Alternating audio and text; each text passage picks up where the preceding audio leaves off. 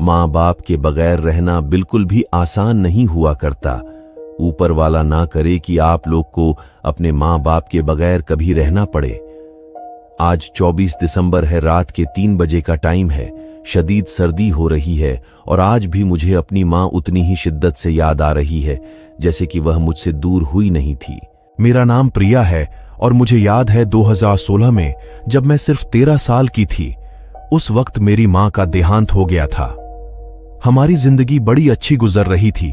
मैं थी, मेरी माँ बाप थे और साथ ही मेरा बड़ा भाई था जो कि हमेशा मुझे सपोर्ट किया करता था, मुझे समझाया करता था और जब भी मैं मुश्किल में होती थी तो कम से कम मुझे संभालने की कोशिश किया करता था। हाँ, हम लोग आसाम के एक छोटे से गांव में जरूर रहा करते थे, लेकिन जब तक मेरी माँ जिंदा थी, दुनिया जहां की सभी खुशियां मेरी गोद में मौजूद हुआ करती थीं। लेकिन आज इतने साल गुजर जाने के बावजूद भी, जब तक हमारी फाइनेंशियल पोजीशन चेंज हो चुकी है, हम लोग पहले से बेहतर हो चुके हैं। लेकिन यह जो भी बातें हैं किसी भी तरह मेरी माँ की कमी को पूरा नहीं कर सकती।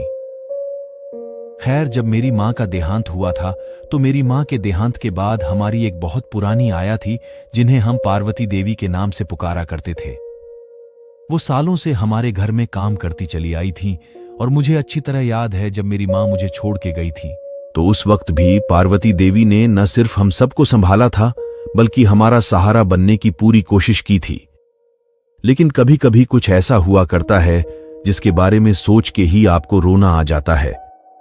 मेरी माँ के देहांत के सिर्फ 2 साल के अंदर ही पार्वती देवी भी बीमार हुई और देखते ही देखते हम सबको छोड़ के इस दुनिया से चली गई। इसी तरह टाइम गुजरता रहा और मुझे अच्छी तरह याद है कि 2019 जनवरी चल रहा था। मेरे एग्जाम्स होने वाले थे। मैं अपने पेपर्स की तैयारी कर रही थी। मेरा भाई उस दौर में एक कॉल सेंटर में जॉब किया करता था, जबकि जो मेरे फादर थे वह काम से किसी दूसरे शहर में अपने दोस्त के साथ गए हुए थे। रात के तकरीबन 4:30 बजे का टाइम था और अब मैं सोच ही रही थी कि टाइम आ चुका है कि अब मुझे नींद आने लगी है, मुझे जाकर सोना चाहिए। जैसे ही मैंने अपनी किताबें बंद करना शुरू की तो मुझे ऐसा लगा कि लेफ्ट साइड से एकदम से कोई मूवमेंट हुई है। पहले मुझे लगा कि शायद मेरा वहम हो सकता है, कोई बिल्ली गुजरी हो। मैंने इस बात को नजरअंदाज कर दिया, लेकिन जैसे ही मैंने किताबें समेटी तो मुझे बाकायदा लगा कि कोई सफेद वजूद लेफ्ट साइड से, यानी कि जहां पर कमरा मौजूद है, न सिर्फ उस कमरे से निकला है बल्कि निकलने के बाद जहां पर स्टेयर्स है उस तरफ चलता हुआ गया है। अब जब मुझे यकीन हो चला कि कोई ना कोई वहां से निकला था तो अल्टीमेटली मैं खड़ी हुई और मैंने सोचा कि मैं वहां जाकर देखती हूं, कहीं ऐसा तो नहीं कि कोई चोर घर में घुस गया हो। खैर, इससे पहले कि मैं उस तरफ बढ़ती, मैंने सोचा कि क्यों ना लाइट जला दी जाए और लाइट जलाने से ये जो स्टेयर्स है यहां पर रोशनी हो जाएगी। लेकिन जैसे ही मैंने लाइट का बटन ऑन किया तो बजाय इसकी लाइट जलती ऐसा लगने लगा जैसे या तो लाइट खराब हो गई है, ये बटन काम नहीं कर रहा। बहरहाल मेरे पास एक टॉर्च लाइट मौजूद थी। वो टॉर्च मैंने उठाया और आहिस्ता आहिस्ता स्टेयर्स की तरफ बढ़ने लगी।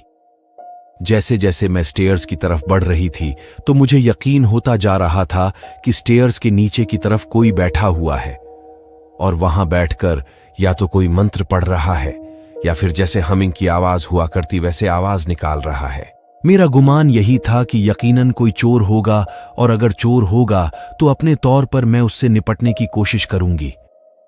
जैसे जैसे मैं मजीद आगे बढ़ती जा रही थी, ये जो हमिंग की आवाज थी ये मुसलसल बढ़ती चली जा रही थी और फिर एक मंजर मेरे सामने आया कि अब मुझे यकीन होने लगा था कि कोई ना कोई चौथी या 5वीं सीढ़ी पर बैठा हुआ है। यह जो सीढ़ी वाला हिस्सा था पूरी तरह से अंधेरे में डूबा हुआ था और मैं दबे कदमों के साथ उस तरफ बढ़ती चली जा रही थी। मैं नहीं चाहती थी कि जो भी वहां पर बैठा हुआ है उसको पता चले कि मैंने उसको देख लिया है।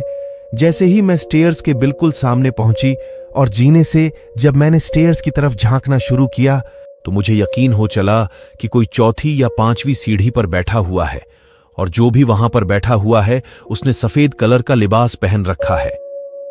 अब जैसे ही मैंने उस फिगर को देखा तो मैंने टॉर्च लाइट ऑन की और उसकी तरफ मारी।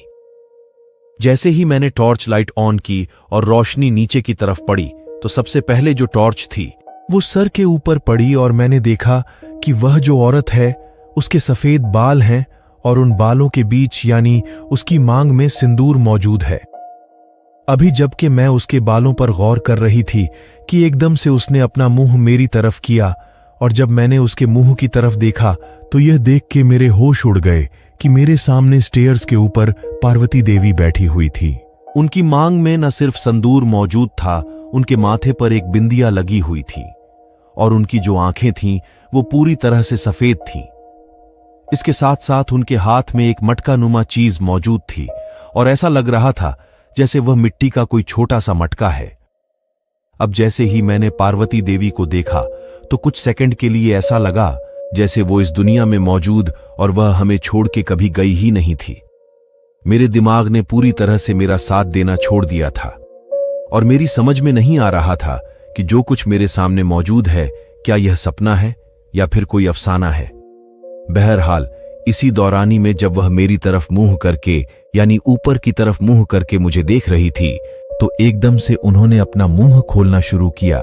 जैसे ही उन्होंने अपना मुंह थोड़ा सा खोला तो देखते ही देखते उनकी जो जबान थी वो तकरीबन 4 या 5 इंच तक बाहर निकली हुई थी और ऐसा लग रहा था कि उनकी जबान से खून टपक रहा है। एक बहुत ही खौफनाक मंजर मेरे सामने मौजूद था और मैं चाहने के बावजूद भी ना वापस पलट पा रही थी, ना वहां से मैं मूव कर पा रही थी। ऐसा लग रहा था जैसे मैं स्टक हो चुकी हूं।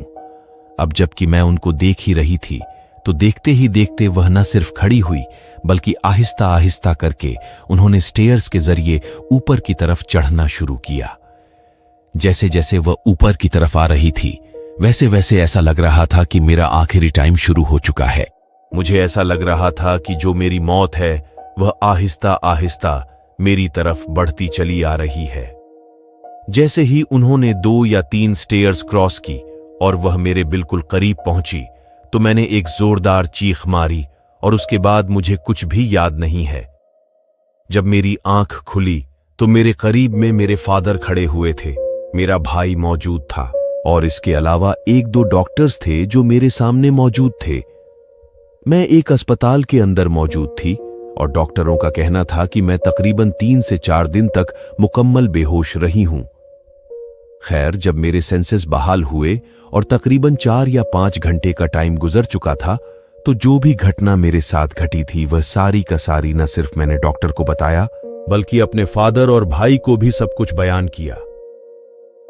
यह घटना सुनने के बाद डॉक्टर का ख्याल था हो सकता है कि मुझे कोई वहम हुआ हो, जबकि जो मेरे भाई थे या जो मेरे फादर थे उनका ख्याल था कि वाकई में मेरे साथ ऐसा हुआ होगा।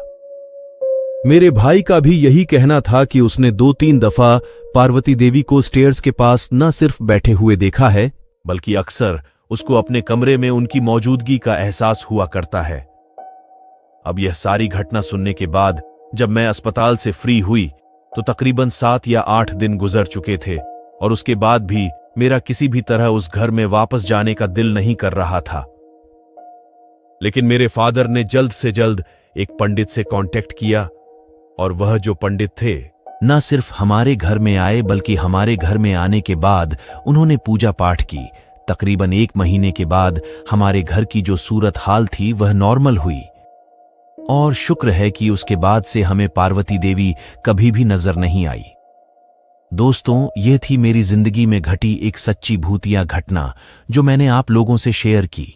अगर आपके पास भी ऐसी ही कोई भूतिया कहानी है तो आप अपनी कहानी को हमसे साझा कर सकते हैं।